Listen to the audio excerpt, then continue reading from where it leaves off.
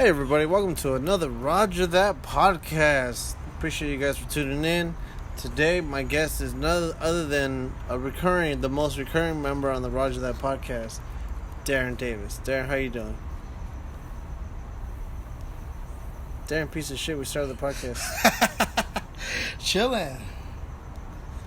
That's awesome, bro. So me and Darran just started our semester at CSUN. Started 2 days. This is our second day. It's Tuesday, and it's been pretty sweet so far, bro. It's been really, really sweet. What do you think, bro? Man, it's been dope as fuck, bro. Getting our classes, seeing all these beautiful women walking through campus. Yeah, that's a big plus side of going to college, man.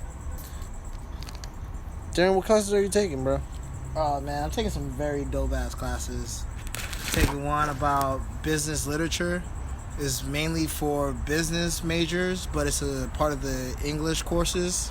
So I didn't know that at first, but when I enrolled and spoke with the teacher before class started, they actually thanked me for being a literary major and taking it. So I was excited that that one pulled through. And there's a lot of cool people in that class, a lot of different backgrounds, a lot of reasons why they had CSUN. So I think I'm in the right position for myself. That's sweet, bro. That's sweet, man. But tell the viewers, like, you say you didn't like your teacher at first? It's not that I didn't like her. She's very straightforward, very business oriented. She does have a life outside of class, so she told us that straight up. So that's why it has to be in an orderly fashion, more time efficiency, because she does have things outside of the classroom that takes up her time and is on a schedule. So I think it's really good to kind of have that discipline and have that authority figure at the head of the class. Yeah, that's sweet, bro. That's really sweet, bro. What class did you have yesterday, bro? You had one class today and one yesterday, right? Or two yesterday, actually. Yeah, I had two yesterday. Just one today. I'm actually going to switch another class that I had later today with a class that's going to be tomorrow later. So that's why I didn't go to it. The other class I'm switching a seminar with a script writing class. Hey, that's what's up, bro. You gonna learn how to write like fucking TV shows and shit like that? Yeah, for episodes specifically. Hey, yeah, bro. I think I was in the library with you. You said it was episodic writing English class. I took Darren's favorite instructor last semester, bro. Piece of shit failed me. Bro, he gave you chances to fucking pass that class. He didn't give me no chance. He was like, bro, even if you turn in your portfolio, it's gonna be whack as fuck, is what the email boiled down to. He was like, it'd be a waste of your time. And then by the time it was time to turn in the portfolio, he was like, what happened, bro? I'm like, bitch, you basically said if I turn something in, it would fail under your criteria. Like, straight up. Why would I waste my time if I already haven't already? Yeah, but Darren was so upset, bro. Yeah, because he was gonna let you turn in all the work at the end of the summer and going into the next semester if you needed it. Nah, bro. He was like, you didn't come to none of the classes. And you know what? I learned this about me when I was at SMC, bro. I'm not a good morning class taker, bro. Like, if I have a class at 8 a.m., 9:30, shit, even 11, I've learned is cutting it close. 11 o'clock classes I can make, bro. But them fucking 8 to 9:30 classes, fuck, man. What do you think about them? I think they're not for everyone, especially if you're not a morning person. And Exactly. As the semester drags on, you're gonna be less and less enthusiastic about going to class at that time. So it does take a certain type of discipline to stay on course and not astray. But I get it. Shit happens. The middle semester is probably the toughest. Yeah. Midterms, bro. That's when everybody's like, what? I gotta study for all this shit. I didn't study for the last fucking 8 weeks. I remember I was at the library last midterms and somebody was like, you ready for midterms? I'm like, what? Midterms are here already? But as writing majors, Darren can attest to this, that we don't have exams like everybody else does. The most our midterms are just 4 to 10 page papers And in reality, that's like nothing. 4 to 10 pages ain't like that's breakfast. So it's not that big of a deal as an English major. That's probably why I changed my major from a chemistry major to an English major, because I was like, man, fuck, if I fucking keep failing these chemistry classes, I'm just wasting my time. Plus, I've always been good at English. I've always done well at English. In English. I'm not doing very well in English right now. Haha. Damn, bro. Yo, Darren, let him know about your cinematography work, bro. Man. As I started going to school as a writer, and I ended up wanting to film what I wrote, so I ended up buying some cameras with my financial aid money, and shit started taking off. I kind of hit the ground running, and in the midst of running, I fell a couple of times. Had to pick myself up, but I always work hard, and my skills, a lot of people started to like what I do, and more word of mouth is starting to go around. It's starting to build up the reputation that is, and more people are starting to refer me for certain projects, or when like people ask about doing certain things behind the camera, my name normally will pop up in the conversation, if not first. Yeah, bro, you've been on top of like a lot of writing projects. Like you started recently recording for the dojo over at the Sycamore Tavern. Yeah. I got a piece that together.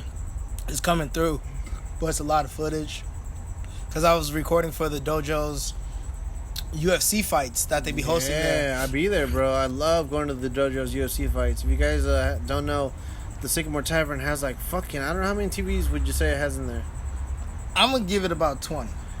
Sycamore Tavern has 20 fucking TVs in there, all of them playing the UFC fight, like fucking pay-per-view. Like as soon as there's 7 hits, man, they fucking have the best fucking pay-per-view like viewing area for the UFC. Plus it's free too, which is sweet as fuck. How'd you like filming that, bro? It was dope. It was a definitely a learning curve because it's unexpected. A lot of the things that I do film are a little bit more scripted, a little bit more planned out. But with the UFC fight, whatever they're doing on the screen, you got to make sure that you capture the reaction of the audience as it's happening. And the UFC is so fast, knockouts can happen at any given moment. So you really got to be on your toes, keep it on, keep it sometimes recording when there's absolutely nothing recording, sometimes for like 3-4 minutes. Where nothing's going on. Yeah. Get people like cheering, people going, oh.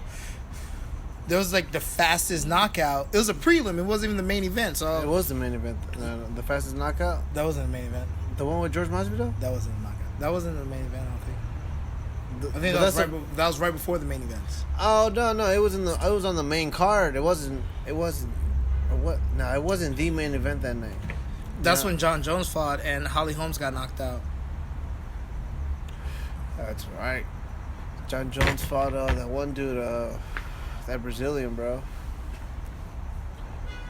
But yeah, Darren, I fucked up. Got great footage, right? Yeah, that's the one footage. Like, there's always something like.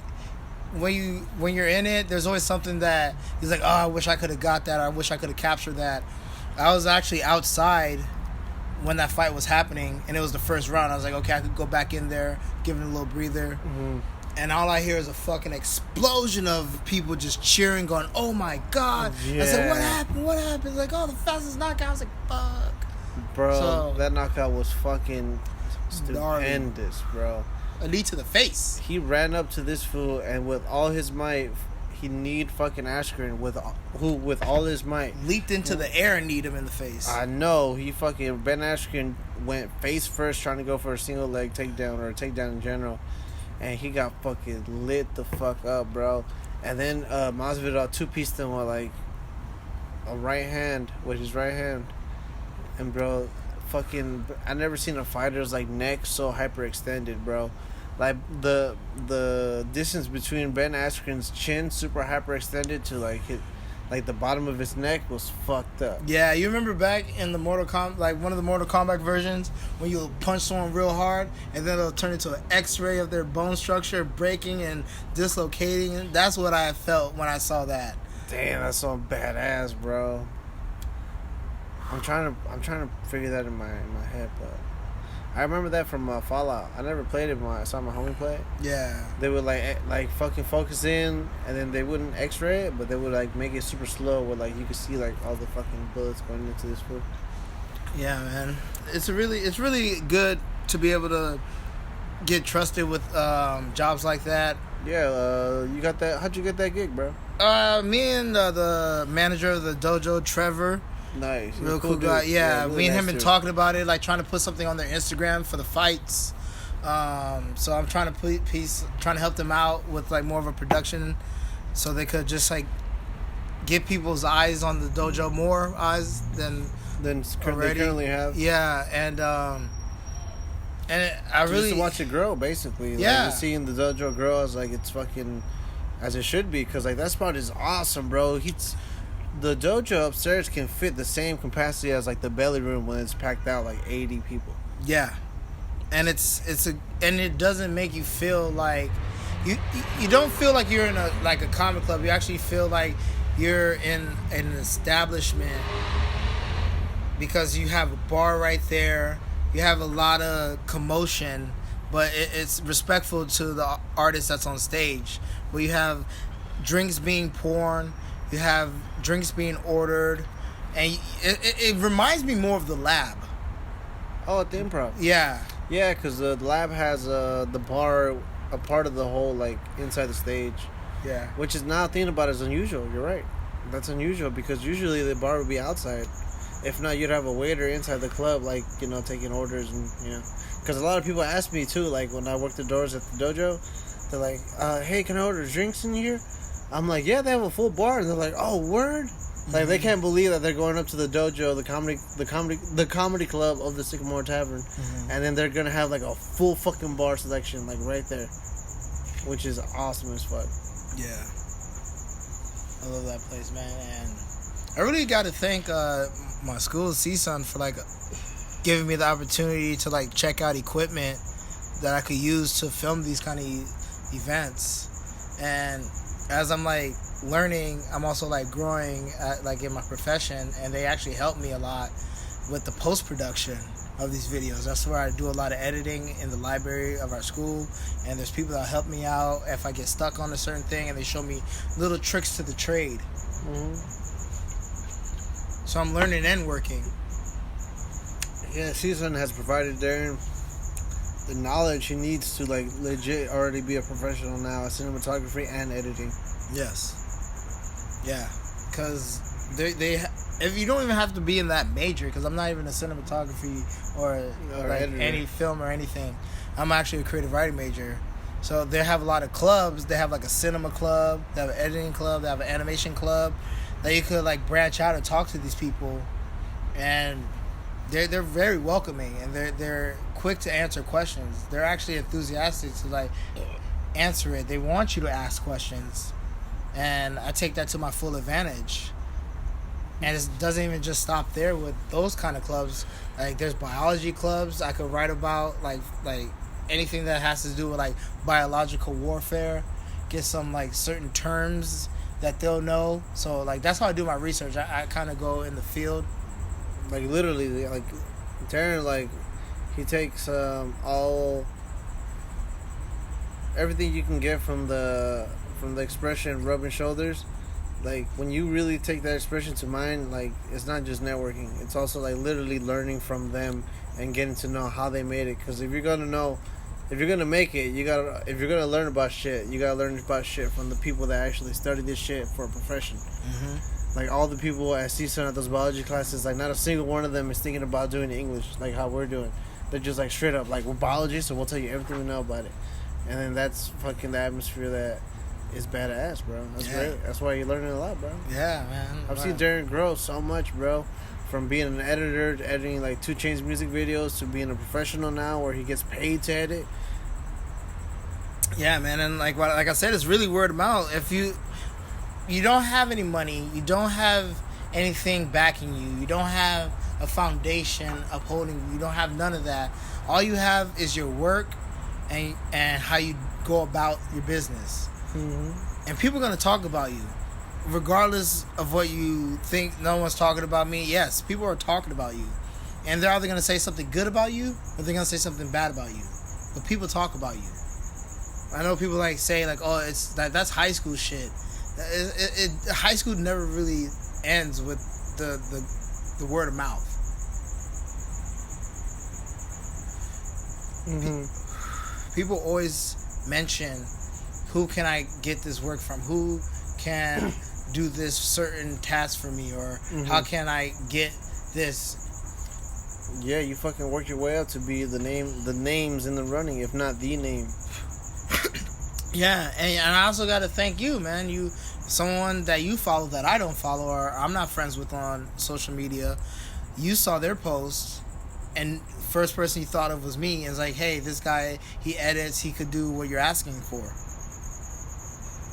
Yeah, bro. I only know one really good editor, and it's you, bro. Like, I've seen you work your way up, so I'm like, why not throw like a dope ass freelance gig my homie's way? And I really like that. And a lot like freelance. That word freelance, it really, I really like it because it is what you're doing, bro. Like that's literally your job, to like work for like not just one person or one company, but for like many companies and many projects that you eventually you have a portfolio too that you fucking like now have because of like the whole reels you've done for the Comedy Store, the dojo.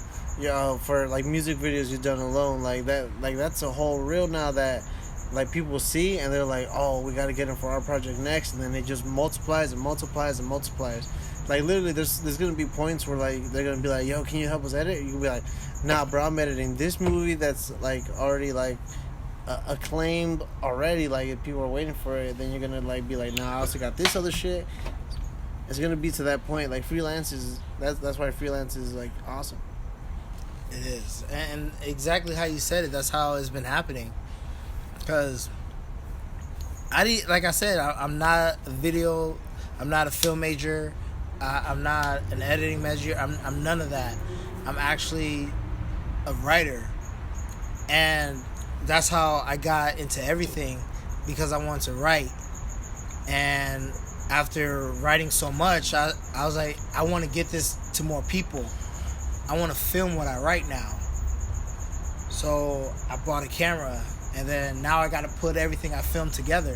Mm-hmm. So I got to learn how to edit. DIY shit to the max, bro. You're your own writer, director, producer, editor, cinematographer. Yes. Which, if you break down, I don't know too much about like that whole side of the business, right? Like I'm just, telling him he's ha-has, little jokes here and there, bro. So can you explain to me, like, does director fall under the cinematography umbrella? Well, the director, he like calls all the shots, and he works with the actors, and he directs people where to be, where to stand, and he directs, and he also communicates with the people working sound. So he's like the conductor of everything, and the cinematographer, he really like kind of calls like what angles, because they know what the scene is, mm-hmm. but how they're gonna shoot it, where the angle is gonna be, what the lighting is gonna be. That's where the cinematographer, the lenses, is it gonna be a wide shot, or is it gonna be a close up? It really goes in like all his eyes, and I'm more into the camera. I really like being a part of that. Yeah, holding the camera and moving it. I like moving shots. I like tracking shots. Mm-hmm. I like just like moving the scene without like cuts. Mm-hmm. And if there are cuts, I want like the camera moving with whoever the camera's following. Yeah, if it's so an actor, if it's a car, I like car shots. I really like. It sounds like I have a fetish, but it's not. I like feet. I like telling a story with feet, because you travel by walking, and you can tell a lot about a person just by their feet. What kind of like the shoes they wear, how do they wear their shoelaces, the care of the shoe, how new is the shoe, their style of walking. You really could tell a lot, and you could you kind of could move forward the journey of whatever the character is just by showing their feet.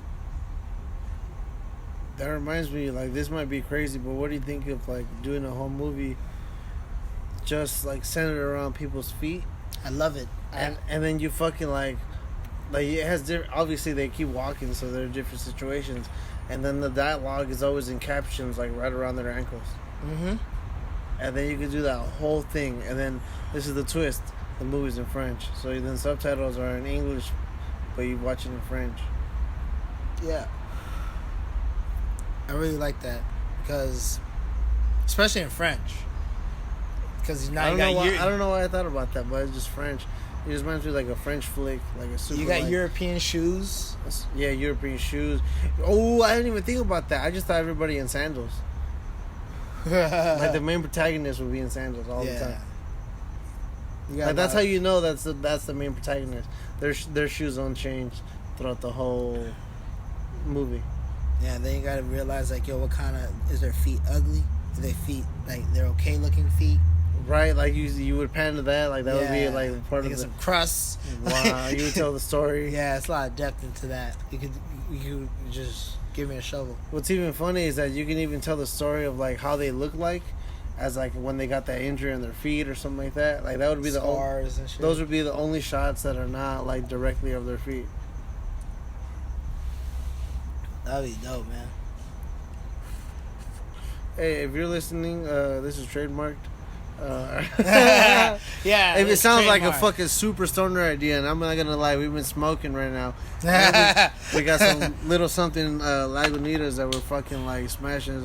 We're on our second one, so it might be due to that. But I also believe that might be something new. You know, it can be. I'm just throwing this out there as somebody that doesn't know anything about movies or some shit I've seen some flicks, that are artsy and shit, but that's how I kind of got into stand-up. I wanted to,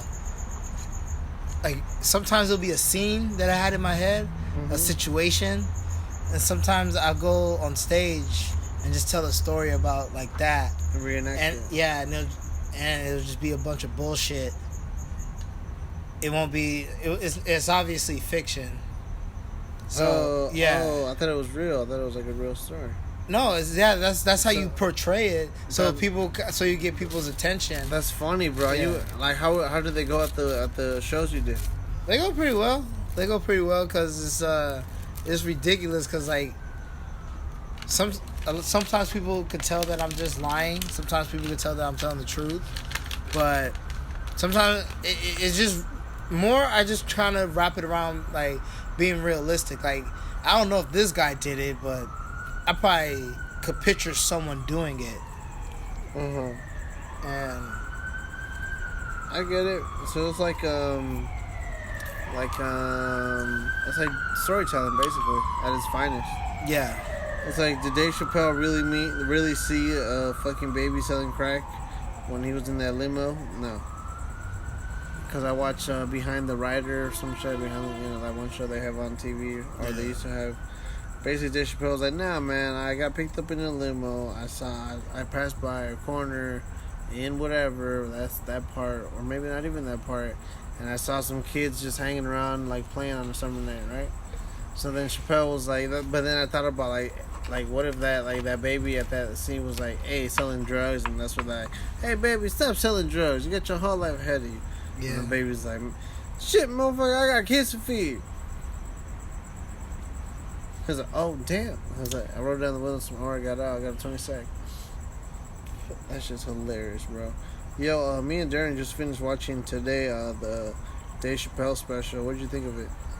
Man, fire, man. Dave Chappelle is the reason I do damn near all the comedy, all the comedic things. That was the first person I ever saw do comedy, man. I was 6 years old, going to a drive-in, seeing The Nutty Professor, and the only scene Dave Chappelle's in is at the comedy club scene. He took his date to a comedy club. Did you see him perform?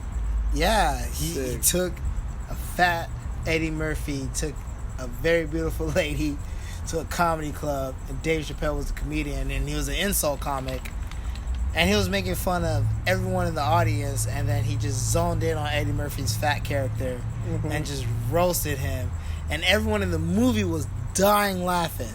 Damn. And everyone in the cars next to me were just laughter all around. Like, I'm telling you, laughter seeping through the windows of every car. Sick. And I was just looking around just in awe, like, wow, is this something someone really does? And ever since then, I've just been hooked on people being on stage, telling jokes and making people laugh. Not even on stage, man. I really love the people in the streets that tell stories and just have just funny references throughout the entire story. That's why I love barbershops. I love family gatherings. Yep. Especially with black people. I told my uncle, like, he was like, where'd you get that funniness from? Where do you think you got that funniness from? I'm like, what you mean, bro? You at all the gatherings, you're like, he's like the fucking, to me, he's like a fucking great, funny person, right? It's my uncle, you know, he's fucking hilarious, bro. He motherfucker kills, bro. Every fucking party gathering, kills it. The drunker he gets, the more he fucking just kills it. So I was like, you, bro, what do you think, bro? You fucking hilarious. I got an uncle like that. Super drunk. And it's just wild. Funny as hell, too. And people be laughing at him sometimes. And he'll stop and be like, oh, you find something amusing? And everyone dies even more. Because who says the word amusing? He was out about to dig deep. Yeah. That's hilarious. He's hilarious, bro. Yeah, so me and King D City just fucking had our first. That's where you follow Darren on Instagram as King D City. We just had our second day at CSUN. Second day at CSUN. It was dope as fuck, man. Just taking it easy. I'm taking like I'm a full student, 12 units. The thing about my schedule is that like I only have class once Monday through Wednesday, and then I have 3 on Thursday. 2 of which being like those classes that are like 2.5 hours, that are like 2 classes put together. Shit is gonna make you feel like death when you get out of there. I don't think so. You know why, bro? Why? I don't think it's gonna make me feel like death because like it's a contemporary poet class first, and then a verse writing class second. So I'm learning nothing about poetry in the first fucking class, and then right after I'm learning nothing about fucking verse writing in the second class. Like I learned a lot last semester in screenwriting and playwriting, and then the previous semester I learned a lot about novel writing, just straight up writing a novel. And then this semester I'm working on learning poetry skills, because that's what the like chapters like 5 and 6 of my novel are all about. It's going to be written in poetry. Like, it's still going to be the same story, but it's just going to be in poetry. And then the next going to be novel, screenwriting, format, and then poetry again until I finish the novel. Yeah. It's just that time consumption. Yeah, it takes a lot of time to write this shit, bro. Hella lot of time, bro. But I'm going to be honest, bro. Like, what I'm writing is, like, it's not going to be long. It's going to be, like, almost a short story, but it's going to be a novel, you know? Because like the chapters I'm writing are only like 4 pages, like long written, you know, right? But like that's still a book, that's still a novel. Like today in class, I read Jane Austen's novel, The Beautiful Cassandra, right? Fucking 12-chapter novel, right, bro? The whole class read it like in a minute and a half. It's 12 chapters. Some of the chapters are like one. Most of the chapters are only 2 sentences. Some are 1 sentence.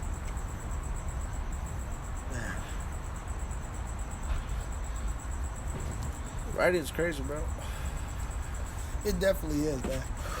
I love writing. You really got me to go, like, be more disciplined and write, like, every day for an hour. I saw you come by the crib, just bust out your notebook an hour before you're supposed to dip out for class. You'd just be writing like, yeah, man, every hour.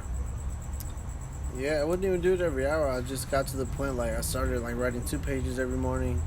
Then I filled that notebook. I wrote 3 pages. Filled that notebook. Wrote 4 pages, and then I should be at like 100 pages by now. But I stopped doing that. Like my discipline got fucked up. But I definitely got to get back into that, and that's inspired by the famous writer Ray Bradbury, Fahrenheit 51, and he wrote like every morning like 2 pages. So I was like, that's the best you can do. Like fuck all these electronic shit. Like as soon as you wake up, just get up and just write 2 pages. Like as a writer, like of course we're gonna do that. If you can do that as like a regular person, you know, you can write down your quote. It's a free write. Everybody has done a free write throughout their whole fucking K through 12, bro. Everyone. That's all it is. Write what the fuck you want. I don't write anything. If I want to write stand up, I'll write a joke. If I don't, I mostly stay away from writing stand up during my free writes because I just want to flow. And then after, I'll make a new page where I do write like a page of stand up. Just to always be like, you know, if I want to, like the free write is to get me ready to write like other shit. Like it's just like it's like doing stretches. And then after that, you write the stand-up, then you write your fucking novel, your poetry, your short story, your screenwriting, your playwriting. So it's a method I have to instill back in myself, which starting with the semester, I really am. You know, I'm making the distinction in sitting in the front of the class instead of being in the back playing Rules of Survival and just fucking around. Yeah. Like you get distracted when you're at the front of when you're in the back of the class, because then like you just have like a whole sea of just people in front of you. It's like being at a concert. Like if you're at the back, like you just see like a bunch of people, but if you're at the front, like all you're focused on is the DJ and just like everything like that's going around. I like that analogy on why to sit in the front of the class. Mm-hmm. Like I'm taking the first seat. Like I don't give a fuck. Like I'll nod out in the first seat too. I don't give a fuck. Okay, now that's not. Like yesterday, I barely got any sleep for the first day of class. You goddamn right, I almost nodded out at 12 a.m., bro. In the front. But I was taking mad notes. Nobody took notes. By the time I nodded out like a little bit, I had like a whole page of just written notes. Yeah, I didn't know how I made it through the first day of school. I was beat. Showed up. Had to sit in the back because everything was full. I had to sit in the back for the first class though. You gotta do what you gotta do, bro. Yeah. With the second class, I sat in the middle, and that was pretty chill. I sat around, and the middle's probably the best because that's when like a lot of just like cool, dope people just like start taking seats. It's usually the people. It's not the people that get there super first or early. It's the ones that just like kind of come in like maybe 3 minutes before class, and they're like probably the most laid back ones. They're responsible, but they're probably doing some crazy ass shit to not be that on time. And the back of the classroom is like the back of the bus, bro. You don't know what the fuck's going on back there. Closer you are to the teacher, the more safe you are by the bus driver. I was just like being more focused because I sat in the front today for my first class, which was probably the best decision of 2019. Yeah, I sat in the front for this one. We had to like introduce ourselves to like the person sitting next to us, and it took a pretty cool turn, man. Like we ended up talking about how they want to go to Japan and teach English to like other people, and they want to study the culture of Japan, and that was like pretty cool, just to like see why people also take your major. Yeah, definitely, bro. I love I like Japanese, man. I just found out today my favorite like Japanese like manga is One Piece, right? And they're like in the top 25 of the most like franchise that has made the most in the world. They've made $20 billion, bro. One Piece. Cool. I mean, Pokemon's definitely the nitty gritty, but damn, I just saw that One Piece is fucking. It's up there too, bro. That's sick as fuck. I've been watching and reading One Piece since I was like fucking 10. I watched the first episode on like TV, and then I looked it up like early teens, like on the manga shit. And I've been reading that shit for like over 12 years now. Nice. That's Japanese culture, correct? Yeah, bro. I'm like half Japanese at this point, bro. That's what's up, man. And we've been talking a lot about Japanese culture and like just every other like course. My mass communication course was talking about how the Japanese have the cholo scene out there. Everyone is dressing like cholos from the 80s and 90s in LA. That's what I'm talking about. And a lot of people are asking, how did this get so far on the other side of the world? Mm-hmm. And my first guess was Instagram page by the name of Fools Gone Wild. Let them know how it is, bro. If you guys don't know about Fools Gone Wild, then you guys are slipping, man. It's one of the best Instagram pages of all time. All time. Not really. GOAT. But it's a GOAT. No, it's not really. But the point is that Darran Davis put me onto Fools Gone Wild, and it's been like a fucking like experience since then, bro. Because now I follow Modelo Our Foods.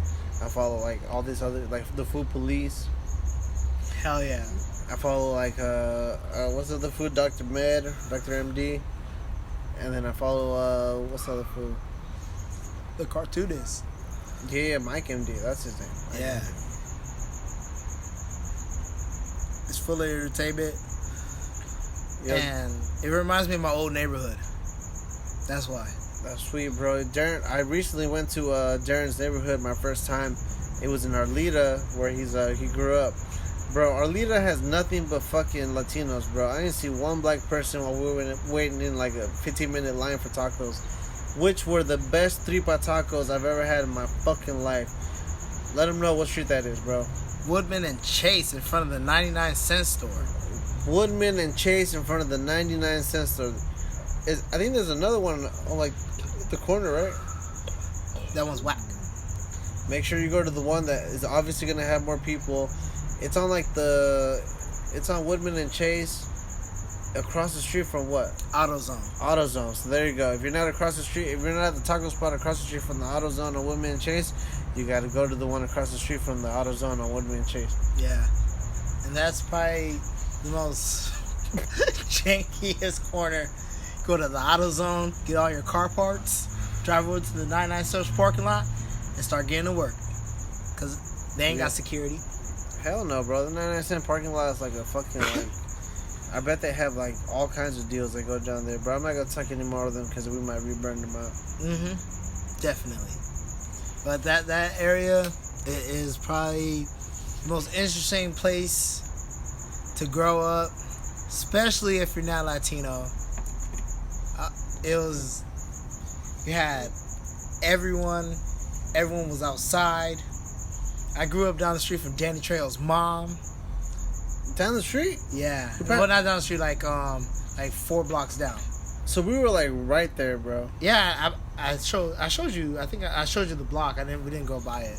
Damn, she's right there? Yeah, she's right there. Danny Trejo still goes to his mom's house. Still takes out the trash. That's awesome, bro. Yeah, Danny Trejo's a real one. And he's someone that, especially in my neighborhood, in the east side of the valley, in Pacoima, Arleta, that everyone looks up to. He's like the godfather of that area. He's like the Richie Valens of like, he's not Richie Valens, but he's like a status up there. He's a Richie Valens.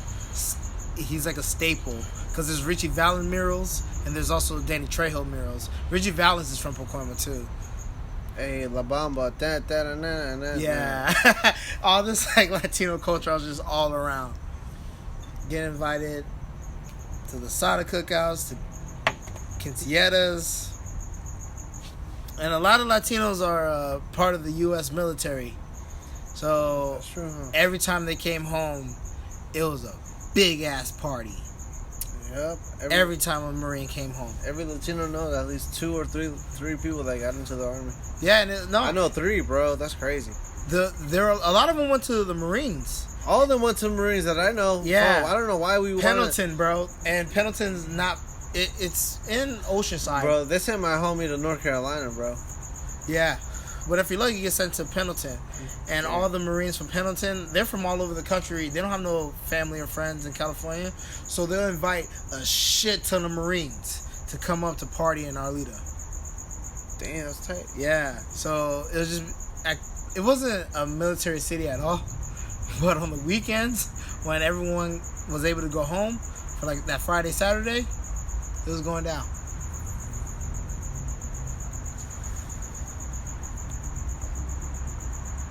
I remember anytime we would go down to San Diego do some shows, passing by like Camp Pendleton, I'll be like, man, I'm never getting off here, bro. I smell like nothing like weed, bro. I think the last time we went to San Diego, bro, we came back and then like Patrick had a piss. Yeah, we were at Camp Pendleton. Yeah, we were like right in front of Camp Pendleton, and then you were like, bro, they got M16s, like right. Yeah, I was like, yo, bro, they're shining lights at us. I was like, yo, we gotta go. Damn, we didn't give a fuck, bro. I did for a second. As soon as like they started fighting their M16. Yeah, and I was you like, know what's crazy about Mexico, bro? I remember fucking like when I was 12, like I fucking was in the taxi going to my grandma's crib from the airport and looking out the window, and then in front of like a normal shop, like a 99 cent store, there was a dude with a fucking like, there was a police officer with a fucking like M16, bro. Like that's just standard. I'm like, what the fuck? That shit is crazy as fuck. First time I went to Mexico, seeing the police officers with Uzis and shit like that. They had Uzis? Bro, they had submachine guns like motherfucker. It was like, it looked like a platoon of them. Bro, there was so many of them, and a lot of them had ski masks. I was like, shit. Yeah, bro. You know why they have ski masks? So they didn't identify them? For like cartel and shit, yeah. That's how fucking fucked up it is, bro. But I bet they target those people more. Yeah. I don't know, for whatever reason.